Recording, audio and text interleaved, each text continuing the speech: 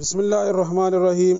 دوستوں، آج ہم بات کریں گے خراٹے کے بارے میں۔ اگر آپ خراٹوں سے پریشان ہیں تو ان سے نجات کے لیے طریقہ آزمائیں، لیکن سب سے پہلے میرے چینل کو سبسکرائب کرنا تاکہ میری آنے والی ویڈیوز آپ لوگوں تک بروقت پہنچ سکیں۔ بہتر صحت کے لیے رات میں 7 سے 8 گھنٹے کی پرسکون نیند لینا نہایت ضروری ہے۔ اگر کسی وجہ نیند کی کمی یا اس میں خلل پیدا ہونے لگے تو یہ کئی امراض کا سبب بن سکتی ہیں۔ ان میں خراٹے بھی شامل ہیں۔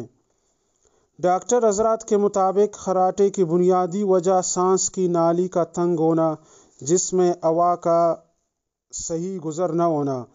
اس کی ایک وجہ تو گہری نیند بھی ہے، جس میں جسم کے پٹھے اتنے آرام دہ حالت میں ہوتے ہیں اور زبان بھی سلپ ہو کر نرخرے سے ٹکرانے لگتی ہے، جس سے شور پیدا ہوتا ہے۔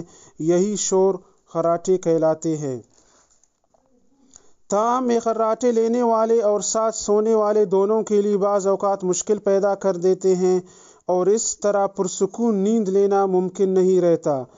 تاہم ماہرین اسے کم کرنے کے لیے کچھ تجاویز پیش کرتے ہیں جنہیں اپنا کر خراٹوں کو کم کیا جا سکتا ہے۔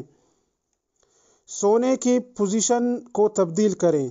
سیدھا سونے سے زبان سلپ ہو کر نرخرے سے ٹکرانے لگتی ہے، جس سے شور پیدا ہوتا ہے، تو اپنے سونے کی پوزیشن کو تبدیل کریں تاکہ خراٹوں سے بچا جا سکے۔